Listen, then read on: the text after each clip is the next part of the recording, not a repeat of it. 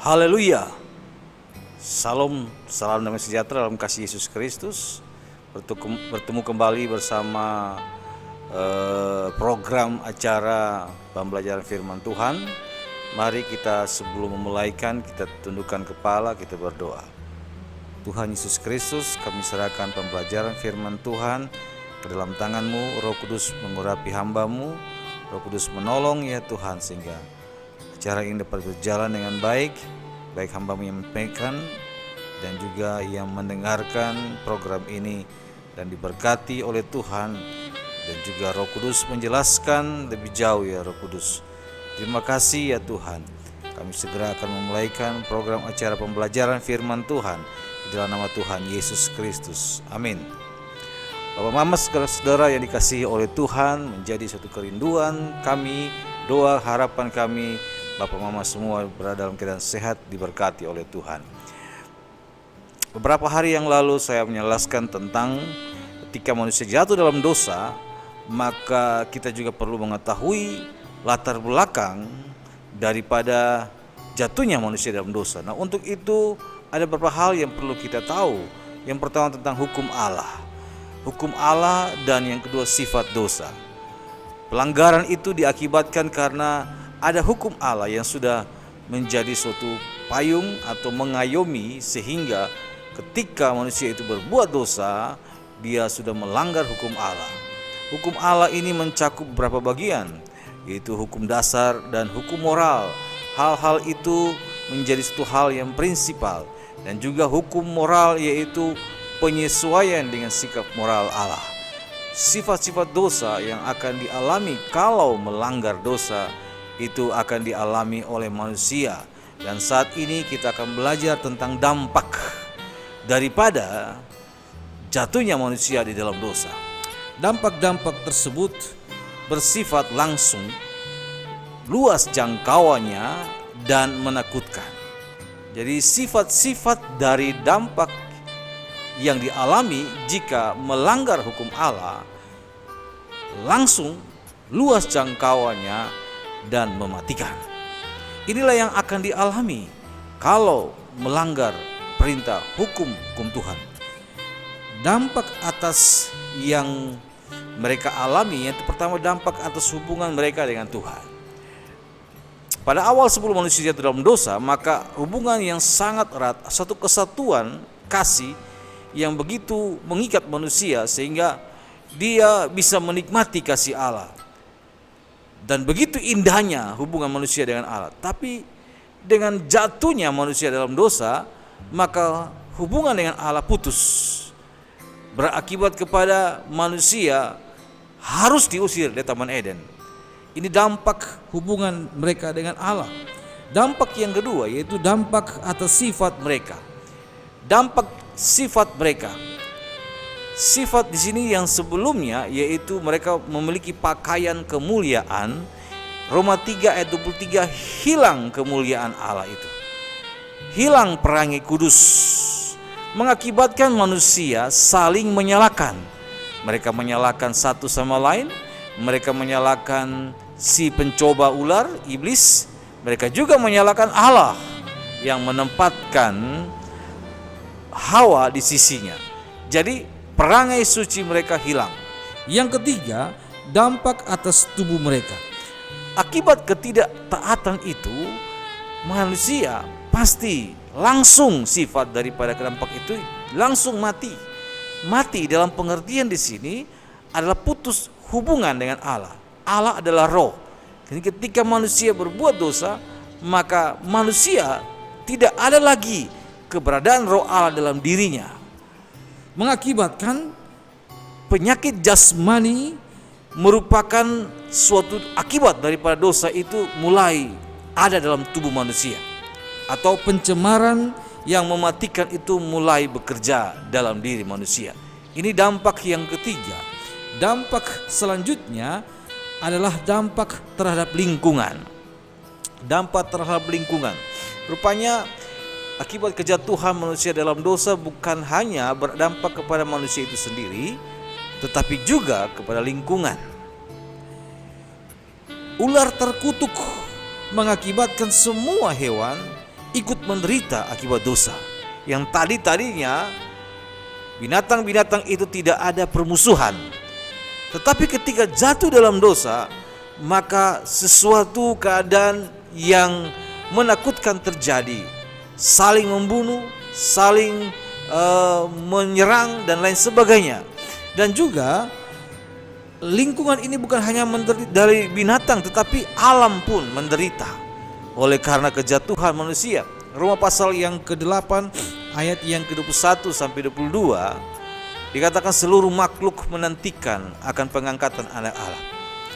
Seluruh makhluk menantikan karena saat ini sedang mengalami suatu konstruksi seperti orang atau seorang ibu yang hamil, dan itulah merupakan suatu penderitaan yang dialami. Itu sebabnya kita yang berada di dalam dunia yang sudah mengalami dampak, itu ada sesuatu yang tidak mengenakan manusia. Alkitab katakan duri dan onak yang dihasilkan. Duri itu tidak perlu kita tanam, tidak perlu cari, dia akan tumbuh dengan sendirinya. Ini merupakan dampak atas lingkungan. Selanjutnya yaitu dampak kepada keturunan Adam dan Hawa.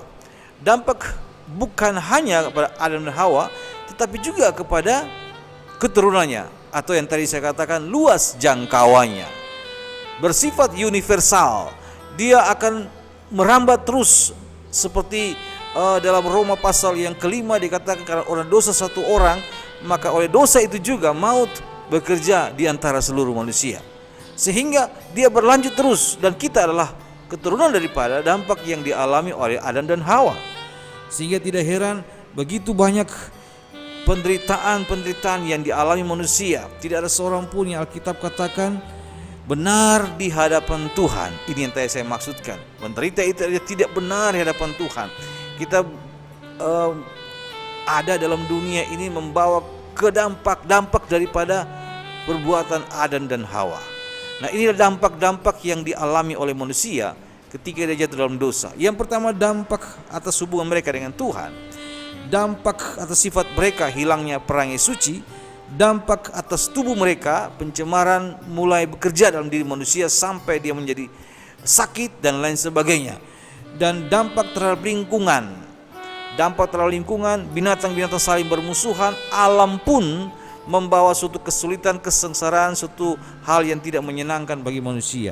Dampak atas keturunan Adam dan Hawa, manusia terus mendapatkan suatu yang Alkitab katakan seperti tertekan dalam dirinya, mengalami suatu hal yang tidak menyenangkan. Buktinya begitu manusia keluar dari rahim seorang ibu, maka manusia itu langsung menangis. Kenapa? Karena membawa sesuatu ketidakbenaran di hadapan Allah. Nah, untuk itu tidak ada kata lain untuk sesuatu yang diterima oleh manusia selain yang namanya hukuman.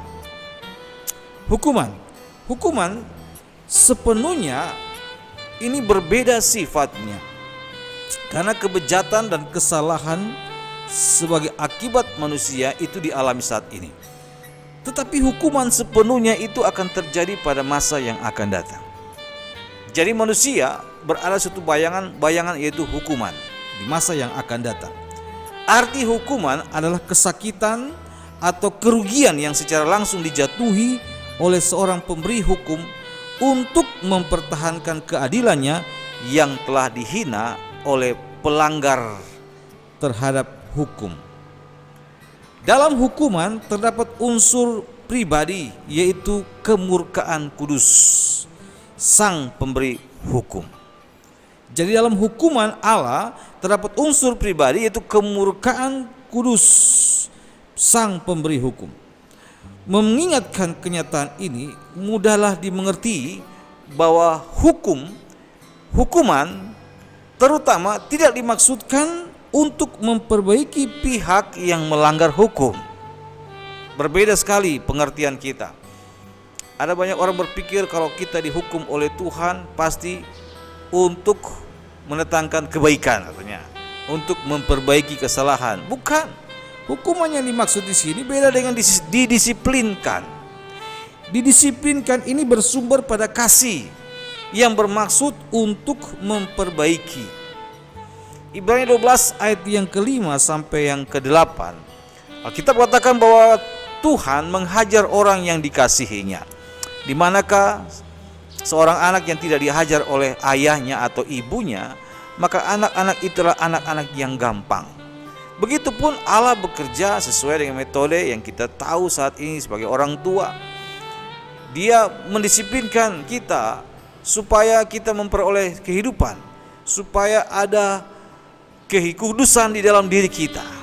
Jadi Tuhan menghajar itu baik melalui musibah, baik melalui teguran-teguran dari firman Tuhan, sehingga itu akan mengubah hidupnya dari yang tidak baik menjadi baik. Itu fungsi teguran, itu fungsi daripada didikan. Hajaran ini kedengarannya seperti keras, yang menyakitkan, karena Alkitab tadi katakan Ibrani 12 itu tidak mendatangkan sukacita tapi duka cita.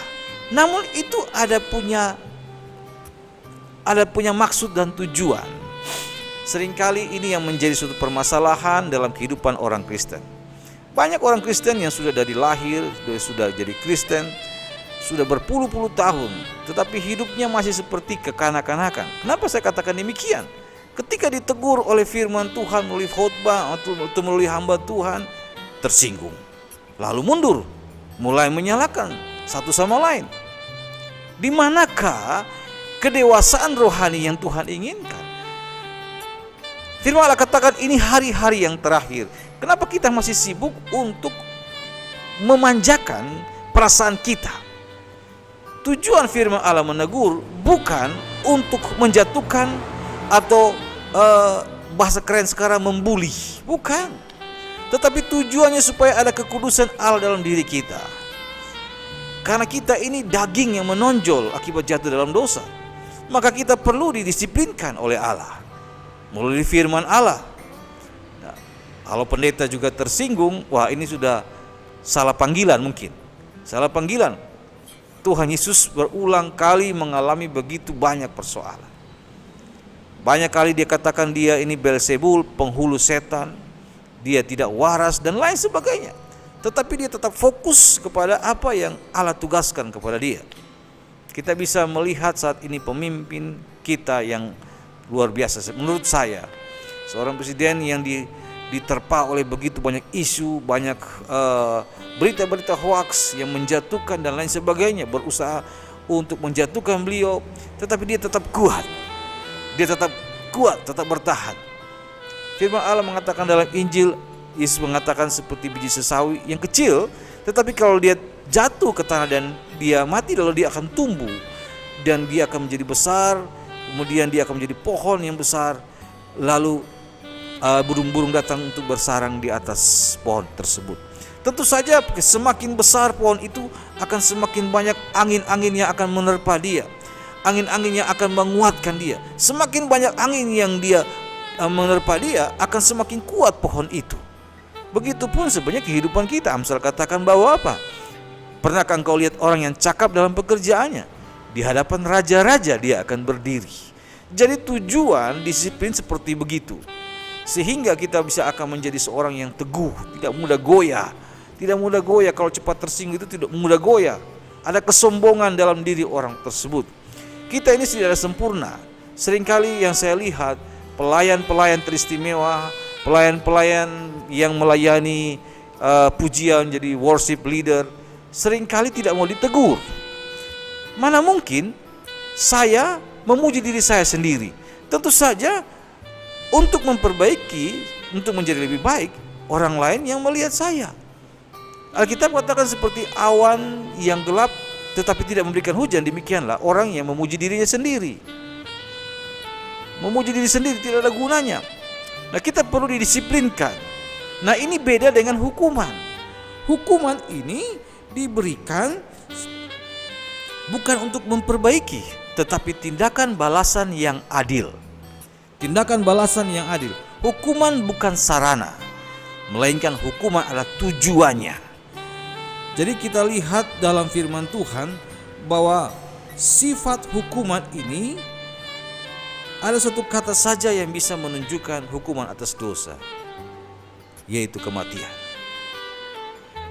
Suatu hukuman tidak bisa, seorang pembunuh dia membunuh seorang, kalau dia mendapatkan hukuman dari pengadilan, jadi jatuhi hukuman mati, maka itu bukan memperbaiki sifatnya, tetapi itu merupakan suatu balasan yang pantas diberikan oleh dia kepada dia. Dalam firman Tuhan Kejadian 9 ayat yang ke-5 sampai yang ke-6, kalau di situ ada dijelaskan bagaimana Tuhan memberikan hukuman yang pantas yang harus kepada suatu keadaan di mana mengenai diri kamu. Dalam 9 ayat 5, mengenai diri kamu, darah kamu yaitu nyawa kamu, aku akan menuntut balasnya. Dari segala binatang aku akan menuntutnya, dan dari setiap manusia aku akan menuntut nyawa sesama manusia. Jadi ini sudah ketetapan yang diberikan oleh Tuhan kepada Nuh, bahwa hukuman itu akan dijatuhkan bukan untuk memperbaiki, tetapi untuk tujuannya, untuk menyatakan keadilan. Sifat hukuman hanya dibutuhkan satu kata tadi untuk menunjukkan hukuman atas dosa, yaitu kematian. Tidak ada jalan lain, hanya kematian. Kematian dalam firman Tuhan ada 3 macam.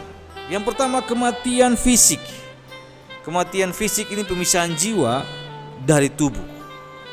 Kita katakan debu kembali kepada debu, roh kembali kepada Sang Pencipta. Kematian yang kedua yaitu kematian rohani. Terpisahnya jiwa roh dari Allah, terputusnya ikatan kasih Allah kepada kita, sehingga kita mencari kasih untuk menyenangkan diri sendiri, memperhatikan diri sendiri. Terputusnya jiwa dan roh dari Allah, roh kita hilang kemuliaannya. Kejadian pasal 6, rohku tidak akan bertahan dalam diri manusia karena manusia itu daging semata-mata. Segala kecenderungan hatinya selalu berbuahkan kejahatan. Roh Tuhan tidak akan bertahan lama. Kematian rohani, kematian kekal, inilah puncak daripada kegenapan kematian rohani. Terpisahnya jiwa dari Allah secara kekal selama-lamanya. Bicara banyak kekekalan, Allah sudah menaruh dalam hati manusia. Pengkhotbah 3 ayat 11 memberikan kekekalan dalam hati kita, sehingga manusia dari berbagai strata pendidikan apapun dan juga dari berbagai agama apapun meyakini dalam hatinya bahwa ada kekekalan. Ada sesuatu yang akan dialami oleh manusia ketika dia selesai dari dunia ini. Bukan seperti orang Saduki, sehingga Yesus katakan hati-hati terhadap ragi Saduki. Kenapa? Mereka tidak percaya akan kebangkitan antara orang mati. Namun kita percaya karena ada sesuatu yang Tuhan taruh dalam hati manusia. Pengkhotbah 3 ayat yang ke-11. Sesuatu yang menjadi kesadaran kita bahwa ada sesuatu yang tidak dibatasi oleh waktu. Dalam Matius 25 ayat 41, ini merupakan suatu kalimat yang menunjukkan bahwa orang akan mengalami kematian kekal, terpisah jauh dari Allah. Ketiga kenyataan ini yang akan dialami oleh manusia saat dia jatuh dalam dosa. Namun Allah tidak kekurangan cara. Allah adalah kasih. Dia tahu ini konsekuensi yang akan diterima oleh manusia. Tetapi Allah kita, Dia mengasihi kita. Dia menyayangi kita karena Dia yang menciptakan kita. Dia tahu manusia sudah jatuh dalam dosa dan hanya berakibat kepada satu, hukuman. Bukan untuk memperbaiki, tetapi tujuan akhirnya yaitu kebinasaan. Ketika saudara mendengar program ini, mari kita sadar bahwa kita disayangi oleh Tuhan. Kita ditunggu oleh Tuhan seperti seorang bapa yang menunggu anak yang terhilang, anak yang bungsu, yang menghabiskan harta berfoya-foya dan dia sudah melarat hidupnya. Bapaknya selalu menunggu. Begitulah Tuhan kita. Bapa kita selalu menunggu. Dia menunggu kita untuk datang kepada Dia, karena Dia tahu bahwa konsekuensi suatu kenyataan yang akan diterima oleh manusia yaitu kematian. Kematian kekal selama-lamanya. Itu sebabnya selama kita masih hidup, mari kita cari Tuhan. Ibrani katakan, selagi dikatakan hari ini, jangan keraskan hatimu. Karena kalau kita bisa melihat bagaimana pekerjaan Tuhan, bagaimana perbuatan ajaib Tuhan, bagaimana kasih sayang Tuhan, anugerah Tuhan kita alami, ini menunjukkan Dia menyayangi kita. Ini baru sebagian sekecil yang Dia akan berikan kepada kita kalau kita datang kepada Dia. Itu sebabnya melalui kesempatan pembelajaran firman Tuhan saat ini saya rindu agar kita menyadari bahwa sangat menakutkan kalau kita pada akhirnya harus mengalami sesuatu yang Tuhan katakan tadi, hukuman kekal. Sebabnya mari kita percaya kepada Tuhan Yesus Kristus. Berbaliklah daripada dosa-dosamu. Ketika orang-orang dalam Kisah Rasul pasal yang kedua mendengar khotbah Petrus, mereka tersentuh hatinya dan mereka berkata, Tuhan, Tuhan, apa yang harus kami lakukan? Rasul Petrus berkata, bertobatlah dan berilah dirimu dibaptis, maka kamu akan menerima karunia Roh Kudus. Inilah satu-satunya jalan yang harus kita lakukan, karena kita ini berada dalam suatu lubang yang akan membuat kita sengsara, menakutkan. Tetapi kita bersyukur ada suatu pekerjaan yang akan kita dengar nanti di program-program berikutnya. Bagaimana, apa yang akan dikerjakan Allah bagi kita manusia. Tuhan memberkati kita dengan firman Tuhan. Amin. Terima kasih, kami bersyukur kepadamu ya Tuhan. Buat kesempatan saat ini Tuhan memberikan rema-rema dalam hidupan kami dalam pembelajaran firman Tuhan mengenai soteriologi atau keselamatan. Kami percaya Tuhan bahwa apa yang terjadi ini adalah merupakan inisiatif manusia sendiri, bukan karena Tuhan. Itu sebabnya Tuhan, dari ini kami belajar Tuhan, bahwa sesungguhnya ada satu rencana yang sangat indah yang perlu kami ketahui. Ketika kami mengetahui, maka kami akan lebih menyayangi Tuhan. Terima kasih, berkati setiap yang mendengar dan menyaksikan acara ini. Dalam nama Tuhan Yesus Kristus, haleluya, amin. Terima kasih, Tuhan berkati.